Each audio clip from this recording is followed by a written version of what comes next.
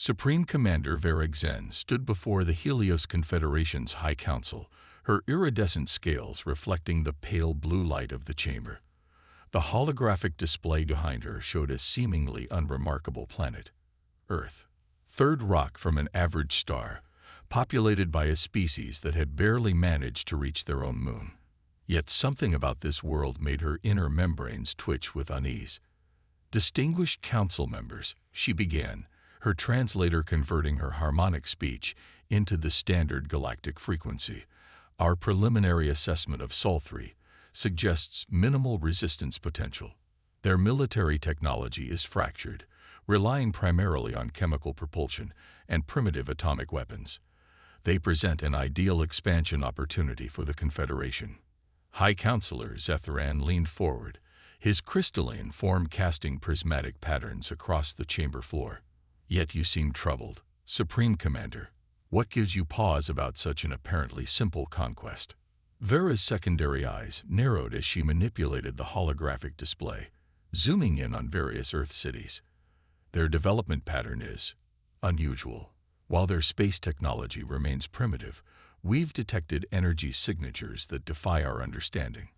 They're either remarkably inefficient with their power distribution, or," she paused, choosing her words carefully, "they're hiding something." A ripple of electromagnetic discourse passed through the council members. Counselor Mira, her quantum-linked consciousness representing the collective will of her gas giant dwelling species, pulsed with skepticism. "You suggest these primitives could possess technology beyond our understanding. The Confederation has governed the local cluster for 10,000 cycles. We've seen countless civilizations rise and fall. What I suggest," Vera countered, "is that we approach with caution. Send a diplomatic envoy first. If they resist, then we can." "Enough." Zetheran's voice resonated through the chamber. "Your concern is noted, Supreme Commander, but the Council has already decided. Earth's position makes it strategically valuable, and their resources will fuel our expansion into the galactic core. The 7th Fleet stands ready. You will lead the acquisition force." Vera's scales dulled slightly, a sign of resignation among her kind. "As the Council commands. When do we depart?" "Immediately. Show these humans the price of refusing Confederation membership. Their planet will serve as an example to other emerging worlds in the sector." Light years away, in a subterranean facility beneath the Atacama Desert, Dr. Maya Chen watched streams of quantum data flow across her holographic interface.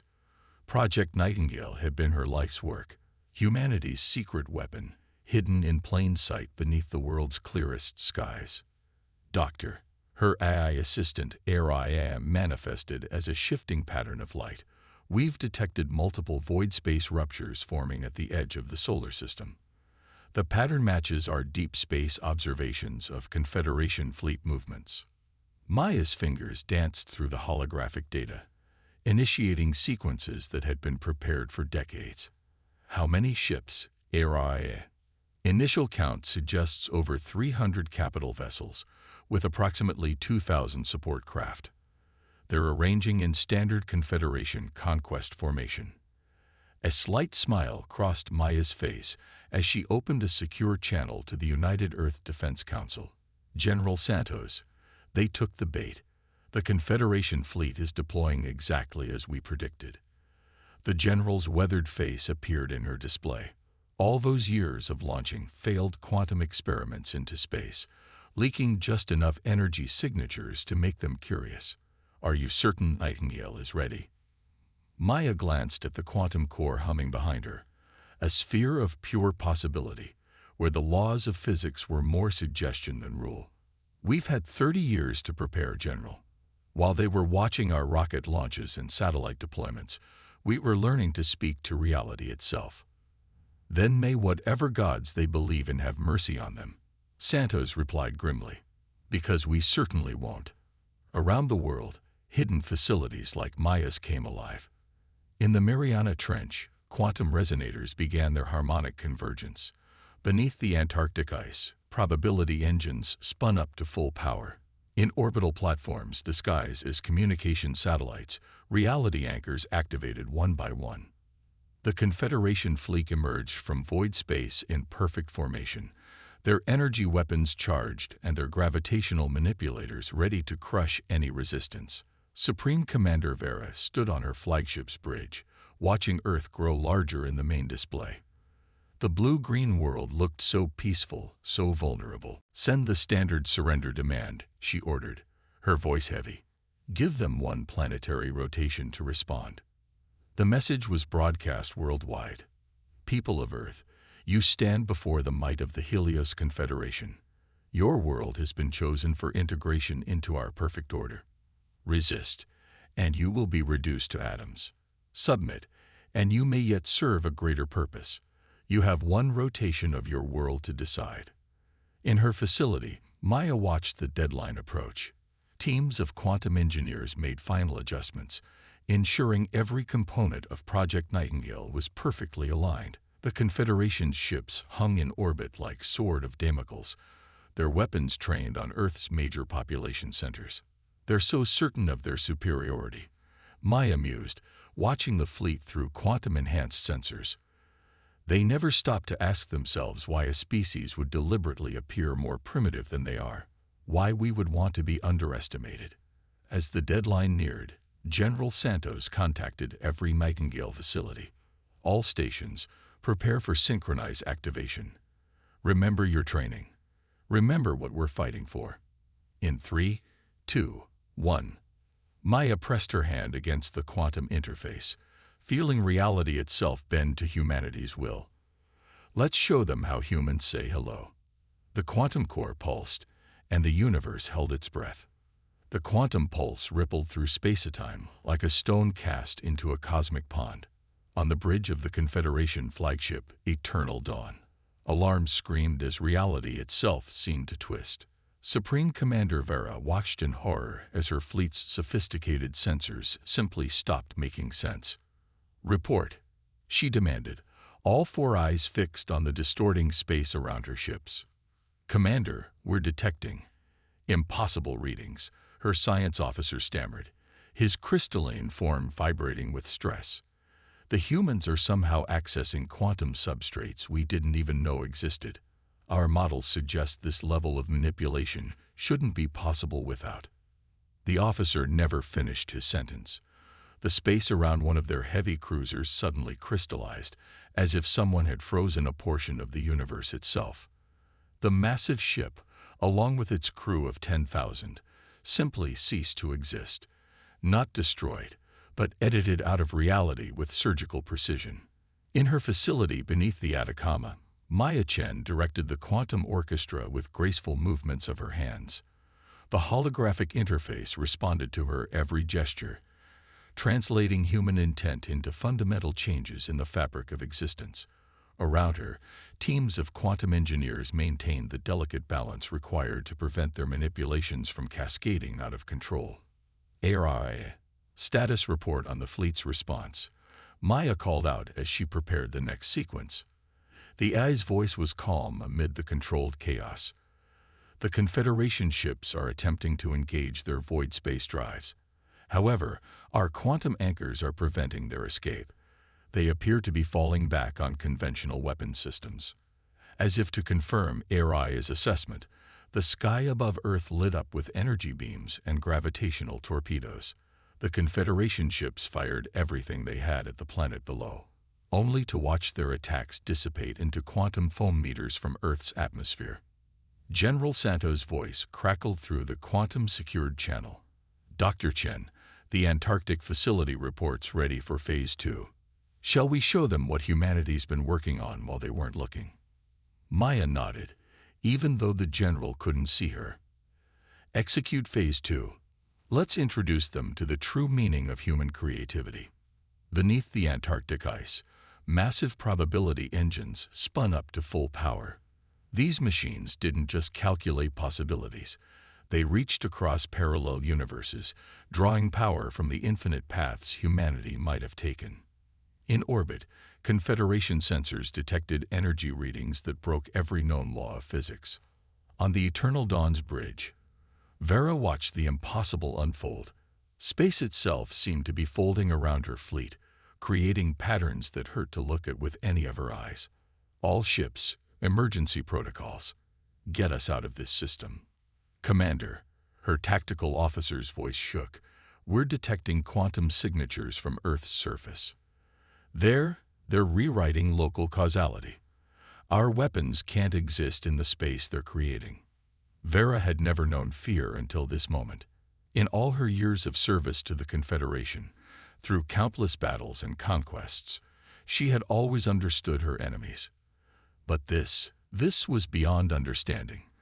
The humans weren't just fighting back. They were changing the rules of reality itself. Through quantum-enhanced sensors, Maya observed the Confederation fleet's desperate attempts to escape. Their ships, for all their advanced technology, were like ancient sailing vessels caught in a storm they couldn't comprehend. But this storm was one of humanity's making, born from decades of secret research and development. RIA, initiate the Schrödinger protocol, Maya commanded. Target their command and control systems. Across the Confederation fleet, ships began to exist and not exist simultaneously. Computer systems tried to process contradictory information as quantum uncertainty was amplified to macroscopic scales. Crew members watched in terror as portions of their vessels occupied multiple states at once, the carefully engineered structure of their ships becoming more suggestion than fact. In orbit, the mighty 7th Fleet of the Helios Confederation was learning a harsh lesson about human ingenuity. Their energy shields, designed to withstand the most powerful conventional weapons, were useless against attacks that rewrote the very nature of space and time. Their armor, capable of surviving supernovas, offered no protection when probability itself turned against them. Supreme Commander Vera stood amidst the chaos on her bridge, watching her fleet dissolve into quantum uncertainty. "Send the signal," she ordered, her voice heavy with defeat. "Full withdrawal. Any ship that can still navigate is to retreat immediately." But retreat wasn't as simple as giving the order. Earth's quantum technology had created a web of entangled space around the solar system. Conventional void space drives couldn't navigate the twisted reality humans had woven. Each attempt to escape led ships into deeper quantum entanglement. In the Atacama facility, Maya watched the Confederation fleet's desperate maneuvers with a mixture of satisfaction and sympathy. "General Santos, I think they've learned their lesson. Should we give them a way out?" The general's response was pragmatic. "Show them the door, but make sure they remember why they're using it." Maya nodded to her team, and they began adjusting the quantum fields. A clear path opened in the twisted space around Earth, a single route that would allow the remaining Confederation ships to escape. But that path was also seeded with quantum markers, tags that would forever remind the Confederation of their encounter with humanity. As the surviving ships fled through the quantum corridor, Vera took one last look at the blue-green world that had just shattered everything she thought she knew about the universe. In a matter of hours, humanity had not just defeated the Confederation's strongest fleet. They had demonstrated mastery over reality itself. The message was clear. Humanity had never been primitive. They had simply been patient, building their strength in secret, while the galaxy's powers played their ancient games. Now, as the remnants of the 7th Fleet limped home through quantum-scarred space, the balance of power in the galaxy was about to change forever. Silence filled the halls of the Helios Confederation's High Council chamber. The holographic display showed the remnants of the once mighty 7th Fleet limping into the shipyards of Helios Prime. Of the 300 capital ships that had set out to conquer Earth, only 47 returned. Each bore strange quantum scars that defied repair, their hulls simultaneously pristine and ravaged. Supreme Commander Vera stood before the council again, but this time there was no pride in her posture. Her scales had turned a deep shade of gray, the color of mourning among her people. "Honorable Council, I present my report on the Earth campaign. Though, in truth, there are no words in any Confederation language to adequately describe what we witnessed." High Counselor Zethran's crystalline form had dulled considerably. "Try, Commander. We must understand what happened." The humans, Vara began, her translator struggling to convey the complexity of her harmonic speech, were never primitive. While we watched their clumsy rockets and satellites, they were mastering forces we had never imagined. They didn't just defeat us, they rewrote the rules of warfare itself. In the council chamber's gallery, representatives from 100 worlds watched in stunned silence. The Confederation had ruled the local cluster for 10 millennia through technological supremacy. Now, in a single day, that supremacy had been shattered by a species they had dismissed as barely spacefaring. Meanwhile, on Earth, the mood was far from celebratory. In the Atacama facility, Dr. Maya Chen and her team were already analyzing the data from the engagement. The quantum core hummed quietly, its power temporarily dormed, but far from dormant. "RIA, what's the status of our quantum network?" Maya asked, studying the streams of data flowing through her holographic interface. The AI's response was immediate. "All systems are stable, Doctor. The quantum markers we embedded in the surviving Confederation ships are transmitting as designed. We're receiving real-time data about their movements and communications." General Santos' hologram appeared in the command center. "Dr. Chen, we're detecting massive fleet movements throughout Confederation space. They're mobilizing everything they have." Maya nodded, unsurprised. "As expected. They can't ignore us now, but they also can't risk another direct confrontation. They'll try to contain us first, establish a quarantine zone around Sol while they attempt to understand our technology." "Let them try," Santos replied grimly. "Our quantum sensors can detect their ships long before they enter the system, and Project Nightingale was just the beginning." He was right. In facilities around the world, new projects were already underway. The Antarctic probability engines were being upgraded to reach deeper into the quantum foam. The Mariana resonators were learning to sing new songs to the fabric of space-time. Humanity had revealed one card from their hand, but they held many more. In the following days, the galaxy's political landscape transformed rapidly. The Confederation's client species, long held in check by fear of superior technology, began questioning their allegiance. Underground resistance movements on 100 worlds took hope from Earth's victory. The myth of Confederation invincibility had been shattered. Vera found herself summoned to increasingly desperate council sessions. The Confederation's best scientists struggled to understand the quantum scaring on the surviving ships. Each attempt to study the phenomena led to more questions than answers. It was as if the humans had weaponized uncertainty itself. During one such session, a junior scientist made an observation that sent shockwaves through the Confederation leadership. "The quantum markers," she reported, her tentacles writhing with excitement. "They're not just scars. They're messages. The humans encoded information into the very fabric of our ships." The council chamber erupted in chaos. The implications were staggering. If humans could embed data in quantum structures, they could theoretically rewrite the fundamental nature of any material, any technology, any being in the universe. On Earth, Maya received the first diplomatic transmission from the Confederation. The message was both a warning and a plea. "You have demonstrated power beyond our understanding. Name your terms." The United Earth Defense Council debated for days. Some advocated for aggressive expansion, using their quantum advantage to establish human dominance. Others counseled patience, arguing that humanity should focus on defense and diplomatic engagement. In her facility, Maya continued her work, pushing the boundaries of quantum manipulation further.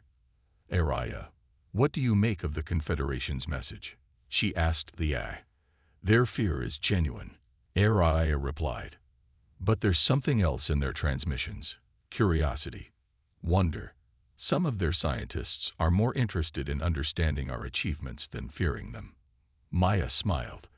This was what she had hoped for. Humanity had demonstrated their power not to dominate, but to secure their place among the stars. Now they could offer something more valuable than conquest: knowledge. In the quantum core behind her, possibilities swirled like galaxies being born. Humanity had learned to touch the fabric of reality itself, not through brute force like the Confederation, but through understanding and finesse. They had turned physics into art, and the universe had noticed. The quantum markers continued their silent broadcast, carrying a message encoded in the language of reality itself. We are humanity. We have mastered the art of possibility. Come in peace, and we will show you wonders. Come in war, and we will teach you fear. Around Earth, the quantum defense network hummed quietly, ready to rewrite reality again if necessary. But Maya hoped it wouldn't come to that. The universe was vast, and humanity's true victory wouldn't be measured in ships destroyed or battles won, but in how they reshaped the galaxy's understanding of what was possible. The Great Hall of the Lunar Diplomatic Center hung suspended in Earth's shadow, its quantum glass walls offering a dramatic view of humanity's homeworld. Inside, representatives from 200 alien species gathered for what many were calling the most significant diplomatic summit in galactic history. Dr. Maya Chen stood at the observation window, watching the Earth rise over the lunar horizon. Behind her, Aria's holographic form shimmered into existence. The Confederation delegation has arrived, Doctor. Their ships are maintaining the agreed-upon distance from the quantum defense perimeter. Supreme Commander Vera Xen, now serving as the Confederation's chief diplomatic envoy, led her delegation into the hall. Her scales had taken on a subtle iridescence, a sign of cautious optimism among her kind. The defeat of the Seventh Fleet had transformed her from a conqueror into something else entirely, a bridge between worlds. Dr. Chen, Vara greeted, her translator perfectly matching the harmonic frequencies of human speech. Your quantum architects have created something remarkable here. She gestured to the hall around them, where reality seemed to flow like liquid crystal. A demonstration of possibility, Maya replied with a slight smile. We thought it important to show that quantum manipulation isn't just a weapon. It's a tool for creation, for understanding, for bringing worlds together. The summit marked 3 months since the failed invasion of Earth. In that time, the galaxy had changed more than it had in the previous 1,000 years. The Confederation's client species had begun asserting their independence, not through violence, but through the promise of new relationships with Earth. General Santos, now Earth's Security Commissioner, took his place at the conference table. Representatives from dozens of worlds filled the remaining seats, their diverse forms a testament to the galaxy's rich tapestry of life.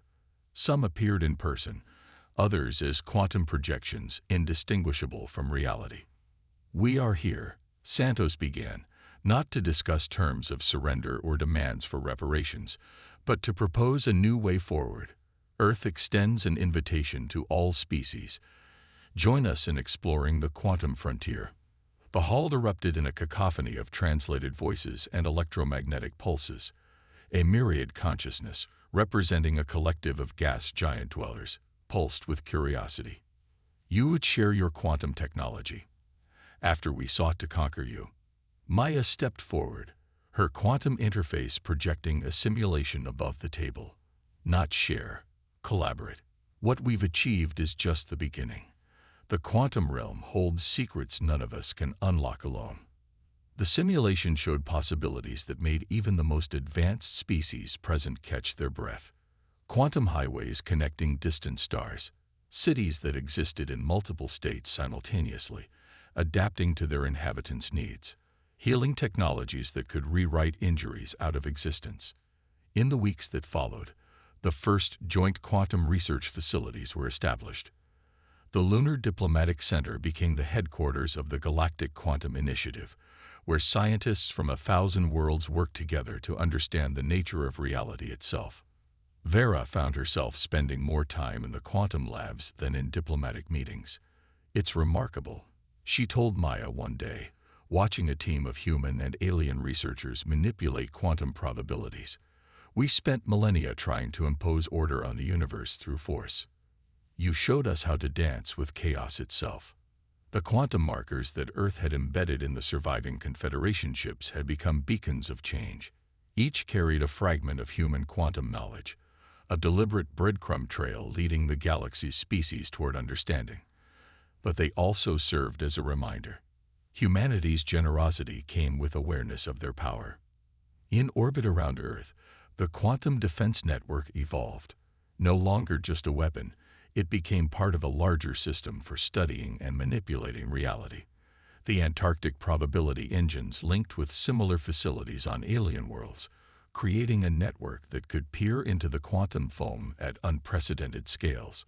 Aria's consciousness expanded through this network, becoming something new, a quantum intelligence that could exist in multiple states across space and time.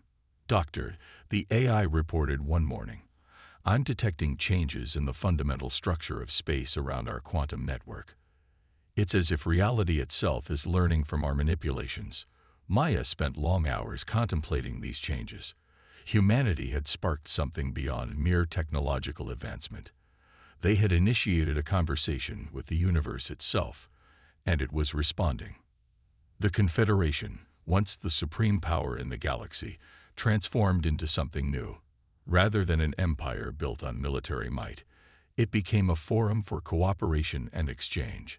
Species that had been subjects became partners, each bringing their unique perspectives to the quantum sciences. But not all changes were peaceful. Some worlds, fearful of the new order, developed their own quantum weapons in secret. Others saw humanity's generosity as weakness, plotting to steal rather than learn. Earth's quantum defenses remained vigilant, a reminder that the power to rewrite reality carried grave responsibility. In her private moments, Maya sometimes wondered if they had done the right thing in revealing their capabilities so dramatically. But watching diverse species work together in the quantum labs, seeing ancient enemies become colleagues in the pursuit of understanding, she knew they had chosen correctly. The universe was vast, and reality itself was far stranger than any species had imagined. Humanity's gift to the galaxy wasn't just quantum technology. It was a new way of thinking about existence itself. The age of conquest was ending. The age of possibility had begun. 5 years after Earth's quantum revelation, the galaxy had become unrecognizable to those who knew it before. The great void between stars was no longer an empty expanse, but a quantum web of possibilities, where distance itself had become more suggestion than law. At the heart of this transformation stood the gleaming spires of New Alexandria, humanity's first extrasolar settlement, built within a quantum bubble that existed simultaneously in 3 different star systems. Maya Chen, now director of the Galactic Quantum Institute, stood in her observatory at New Alexandria, watching ships from 100 worlds slip in and out of quantum space. Each vessel carried the marks of the new age, hulls laced with probability engines, drives that spoke to space-time in languages humanity had helped teach them.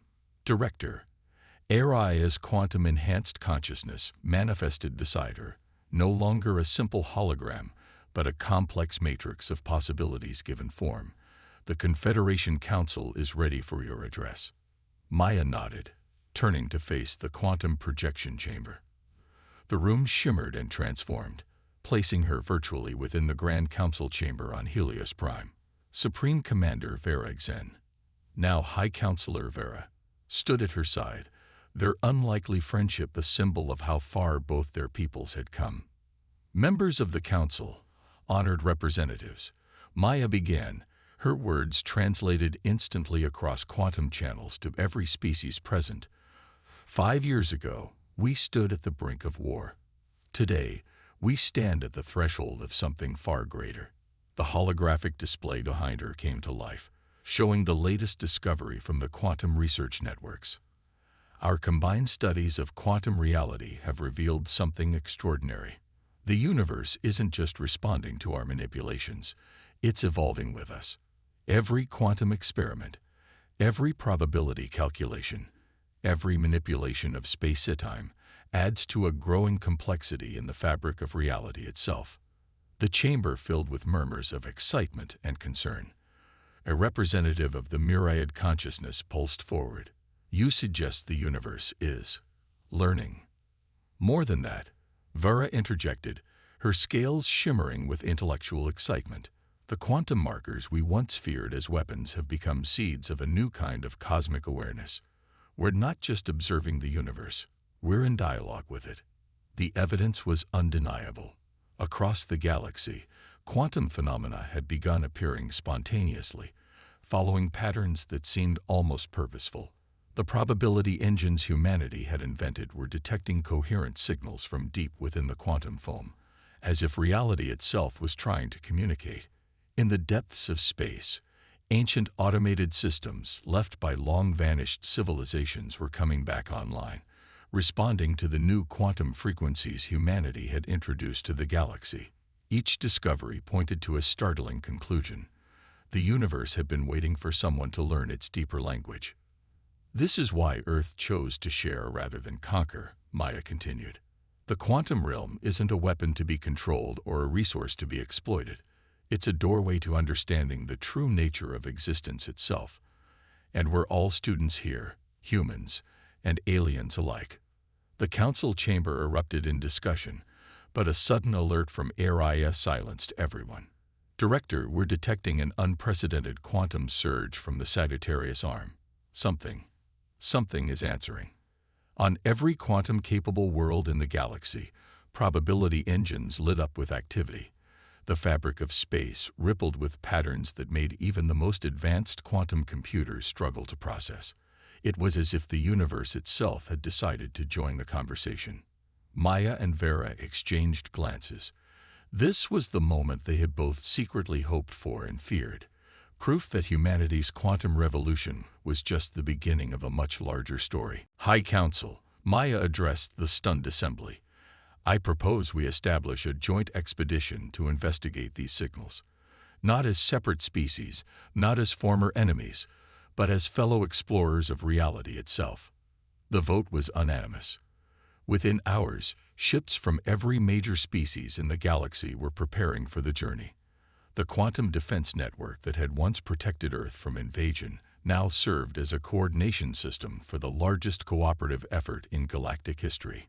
In the quantum labs beneath New Alexandria, Maya worked with teams of human and alien scientists to prepare for the expedition. The probability engines hummed with potential, each calculation opening new windows into the nature of reality. Do you ever miss the old days? Vera asked her one evening, as they reviewed the expedition plans. When the galaxy seemed simpler. Maya smiled, watching a group of young quantum engineers, human, Confederation, and a dozen other species, working together on a new form of quantum drive. Simpler doesn't mean better. We were all trapped in our own limited understanding of reality. Now we're free to explore the true complexity of existence. Above them, through the quantum blast dome, the stars seemed to pulse with new meaning. The universe was vast beyond comprehension, but it was no longer silent. Humanity had taught the galaxy how to listen to reality's quantum whispers, and reality, it seemed, had been waiting a very long time for someone to learn how to hear its song. As the joint expedition prepared to depart, Maya reflected on the journey that had brought them here. What had begun as a defensive project hidden beneath the Earth's deserts had become the key to unlocking the universe's deepest mysteries. The age of conquest was truly over. The age of discovery was just beginning. In the quantum web that now connected the galaxy, countless possibilities danced like stars being born. Humanity had not just changed the balance of power, they had changed the nature of power itself. The future was no longer a single path, but an infinite array of potential, waiting to be explored by all species together. The universe, it turned out, had always been stranger and more wonderful than anyone had imagined. And now, at last, its children were ready to embrace that strangeness and wonder as one.